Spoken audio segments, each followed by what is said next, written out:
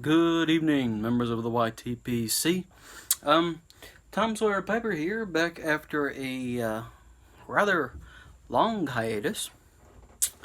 Not smoking anything just yet. I've got my Wellington estate pipe. I'm rather fond of this one. I've been smoking it a little bit more often recently. And in it I have some, let's see if you can see that on there. I can't tell.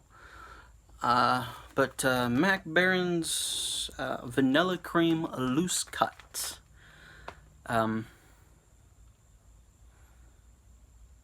Begs the question, is there a tight cut?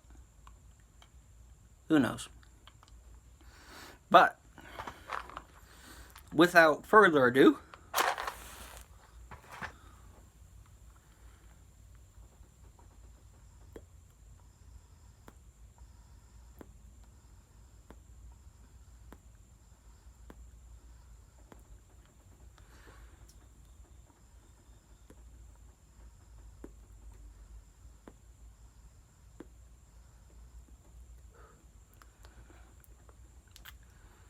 a little bit more.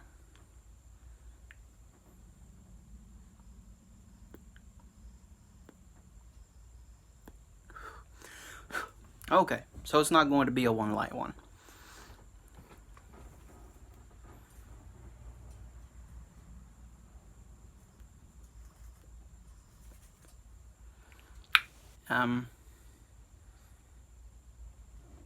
Apparently there are wasps here in the piping shed.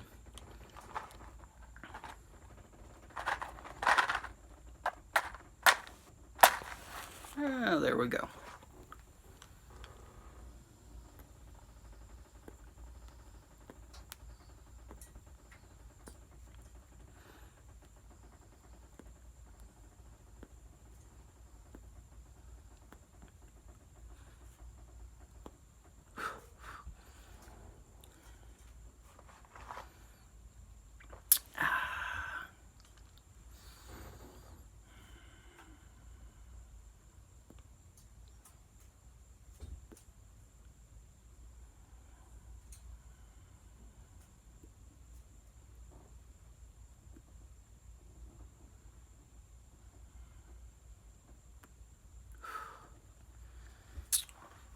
And now for the tamp and the true light. I'm gonna be honest with y'all right now. Just a quick minute of transparency. It is too hot to be doing a video right now.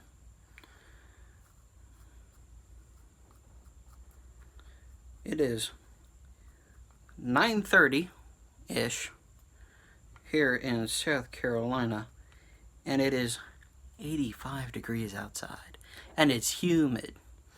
Now you can't see it because I don't have proper lighting, but I am just sweating up a storm over here. I'm gonna go ahead and use my my little handy dandy two-tone lighter here.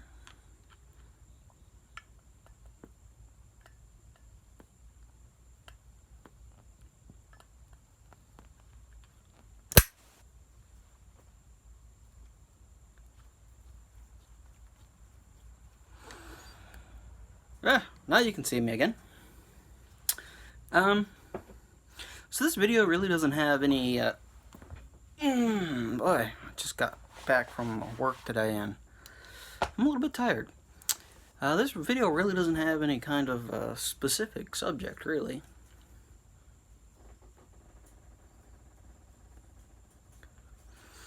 Which I know the denizens of YouTube don't entirely appreciate.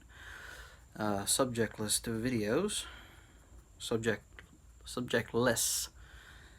Did I say subject list? Subjectless. Videos without a subject. There. How about that? Yeah, man, this is really just a kind of an update. God forbid I call this a blog.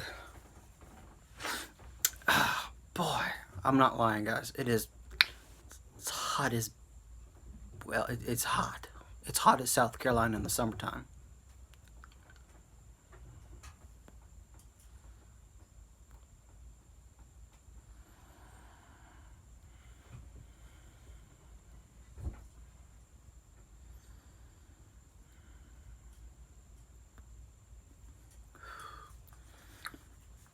Really enjoying this cream here from McBaron. It's got almost a like an orange zest flavor. Mixes very well with like a sweet cream. Almost reminds me of like an orange creamsicle.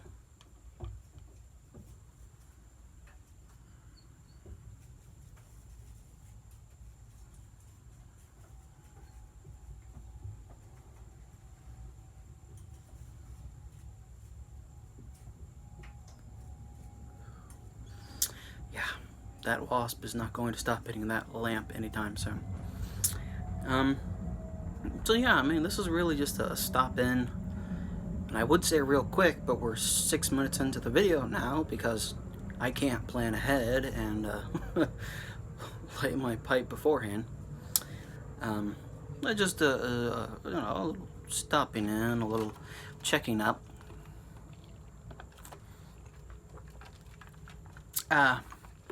Drinking some Chick-fil-A sweet tea mixed with Minute Maid fruit punch. Really good combo.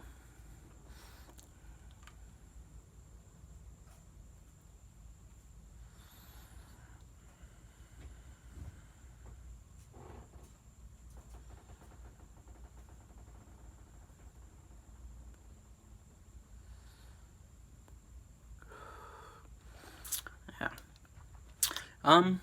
So yeah, how are y'all doing? Because I'm doing. Right now, I'm doing a little bit warm. It's a little bit warm in here. I don't have any fans here in the piping shed, unfortunately.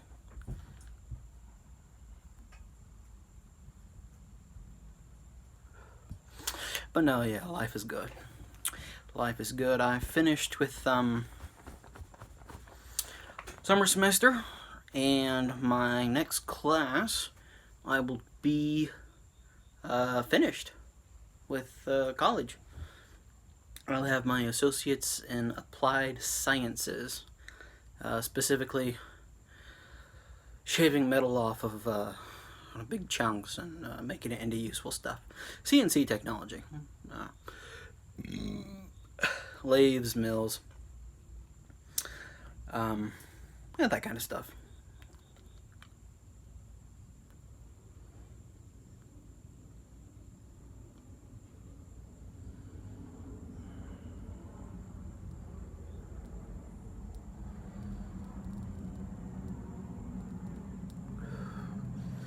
Now, I did have a little bit of an idea as to where I wanted to go with this video. I have to excuse me. Again, you can't see it, but there's sweat just coming off of my forehead. As you all might know, I am in a few pipe groups on Facebook, Pipe Smokers of America, Christian pipe smokers, silent smokers, silent pipe smokers, stuff like that, as well as a few cigar groups.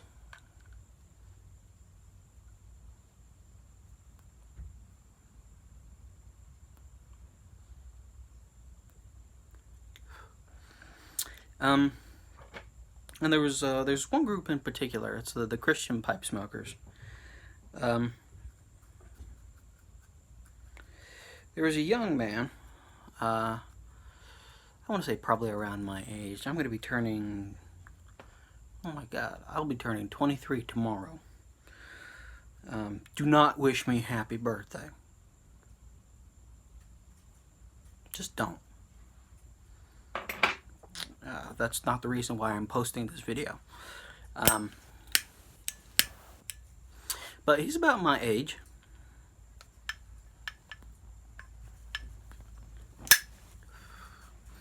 And obviously this is going to be a question for the religiously inclined here in the YTPC, which is quite a few of us. I know there are some atheist pipe smokers. You can chime in too if you want to.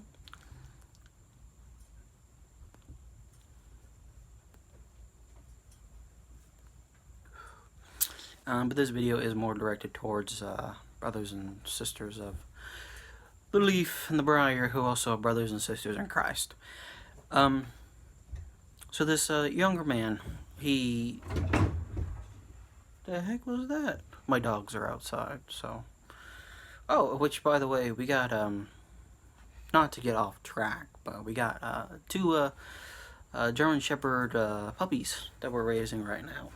Planning on breeding them for a little bit of extra money. They're still puppies, so got a long way to go with them before they start to give back on that investment.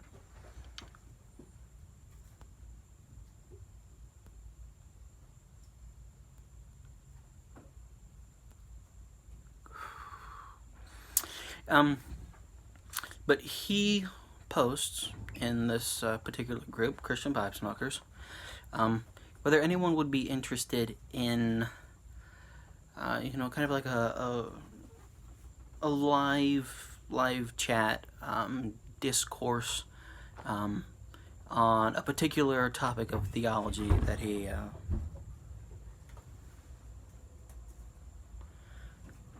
they must be really getting at it, that he, you know, just picks, you know, like maybe once a month or something like that. It was kind of surprising to see the amount of people who were vehemently opposed to this idea.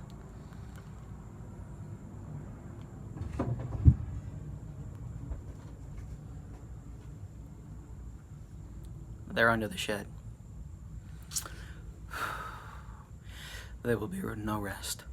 But yeah, he was getting comments like, no, I'd rather not, you know, stuff that was rather, oh my god, I'm going to have to go out there and try to stop them, if they don't shut up. But he was getting comments, you know, that were rather benign, you know, just like, no, I mean, I'm, you know, just declining, but politely. But then there were some people who were just really kind of rubbed me as being mean about it. Obviously, the legitimate concern of spreading, you know, like false doctrine and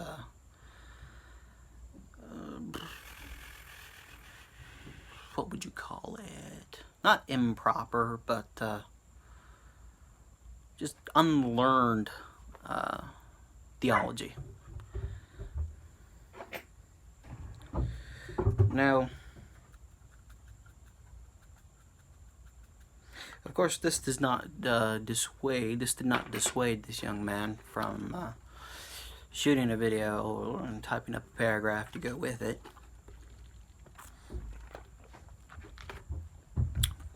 But it was, like I said, it was kind of surprising to see so many people who were not open to theological discussion.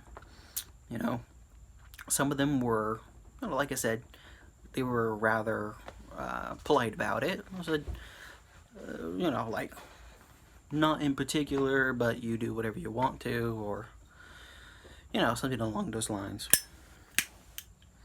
But again, there were some people who were doing just plain mean, in my opinion.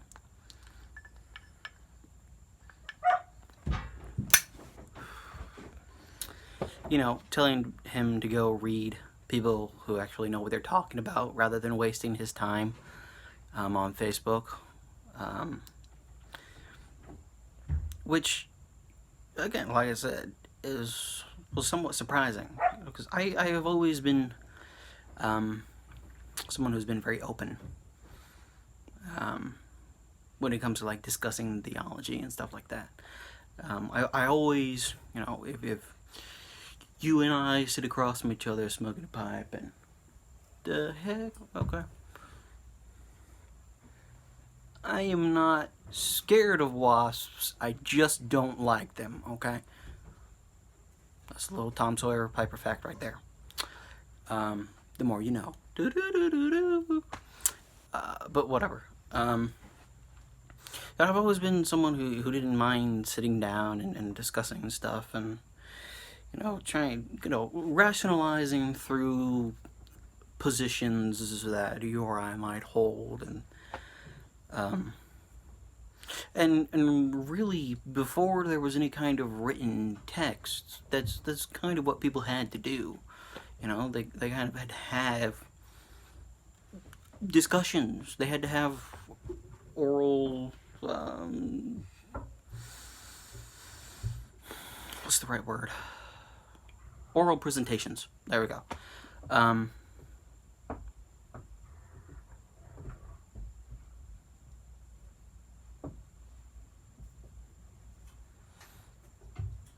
I am getting somewhat worried.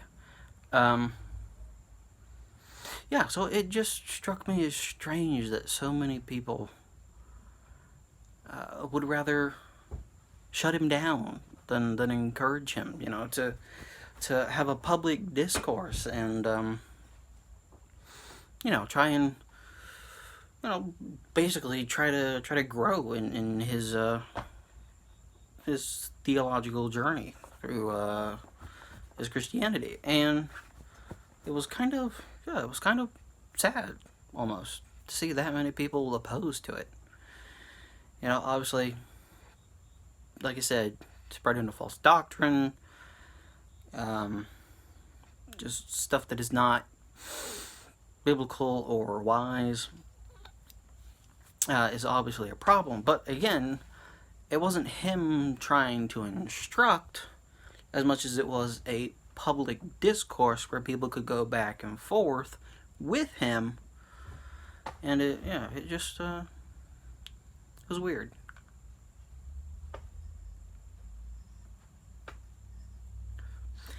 And my pipe is out again.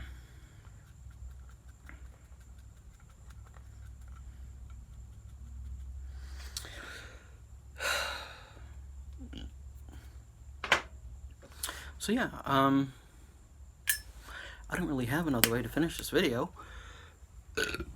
other than, come on, it's slightly windproof, but just the jet flame, not the soft.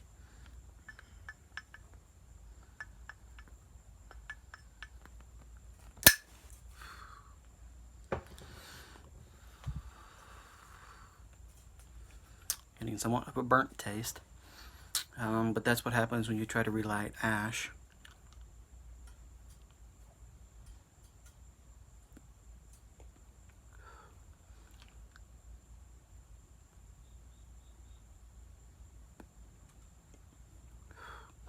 Yeah, so my question for you guys is, should, again, for the religiously inclined here in the YTPC, should open theological discussion be encouraged, or do you think that, like the newly converted need to, not newly converted, obviously this young man was not brand new to Christianity, you think that the semi-learned, the unprofessional Christians, unprofessional with air quotations, by the way, you think open discourse about theological standpoints should be encouraged, or should we just read a book? Me particularly, you can read a book anytime you want to. I mean, when you have an audience, you can grab a book by some pastor from a mega church. Not that that's bad, obviously, not that that's bad. There are some that are worse than others, but not that it's entirely bad. Reading a book, you only get one point of view. You only get one interpretation. And, I mean, even when you go through the Bible, it stresses, it has Matthew, Mark, Luke, and John, literally 4 interpretations, 4 representations of the same event, each from a different point of view. And if that wasn't important to get other people's, like, I don't want to say opinions, but other people's perspectives on certain subjects, like alcohol. You find the passage where it's not Peter. Forgive me, I'm having a forgetful day today. But you find the passage where one of the disciples says a glass of red wine is good for the health. And then you find another passage where it says, drunkenness is abhorrent. So, is it, yes, drink a glass of wine every day before bed because it's good for your heart? Or should you stay away from alcohol completely? And then you and I might have completely different views about that same subject. Myself, personally, I don't care for alcohol. You might like alcohol. You might take your Christian liberties enjoying what God has given us in the fermentation process of barley and wheat and grain to produce alcohol in moderation. That might be your deciding factor. You might say moderation over abstinence. So again, I mean, this kind of rejection of open theological discussion is kind of perplexing. It's kind of weird to me, So let me know what you think. Should people have open theological discussion, or should we just believe what everyone else says, rather than coming to such conclusions ourselves? Because, like I said, you can't really go off of, like I said, some sort of book series by a pastor of a megachurch and then expect that to be wholly, divinely presented to him by God himself. He had to interpret what he knows through his own personal experience. He might have read several different texts, several different versions of the same text, in several different languages, because we all know Greek and Hebrew and Latin all had different verbiage and not analytics. I can't think of the word now. Semantics. All of these different, ancient Hebrew, ancient Greek, Latin, all of them had different ways of, like say Latin, for example. Latin has like 4 or 5 different ways of describing love, like the most common being agape love, which you hear a lot, like the fatherly love, the paternal love, which is used a lot to describe the love God has for us. We are his children, he is our father, therefore it is agape love, versus, like erotic love or sexual love, something like that. So yeah, does it make sense to you to have open theological discussion, or, again, do we just read a book? I don't know. Myself, again, I've already said, I'm open for discussion. Let me know what you think down in the comments.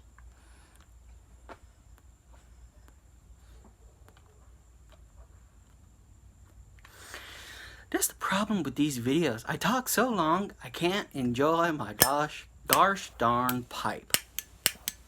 There we go.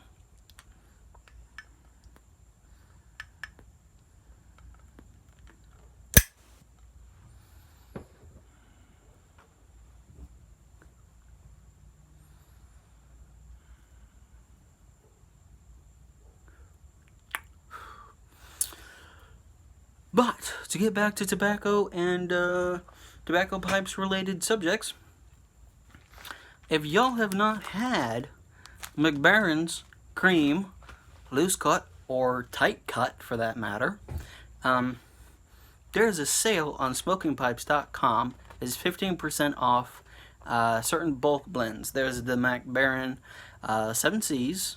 There is the cream. There's HH Old Fire Kentucky. And there's a few other on there. They're 15% off of their regular bulk prices. I got a 4-ounce bag, which is probably more than I'm going to smoke in the next couple months. Just, because I'll be working extra now that I'm out of school. Until school starts back up again in October for my last class. For like $9. That's the same amount that you pay for like a 2.5 ounce, 150 gram, 200 gram tin of most other tobaccos. So.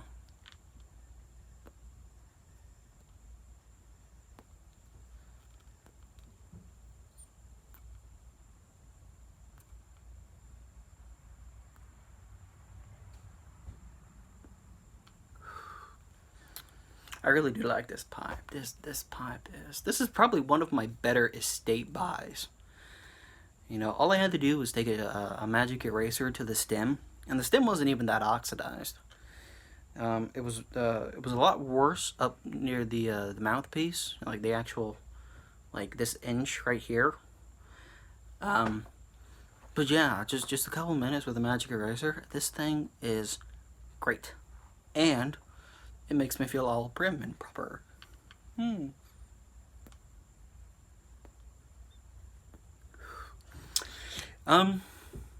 So yeah, if y'all have never had the MacBaron, I do recommend picking up some of the cream.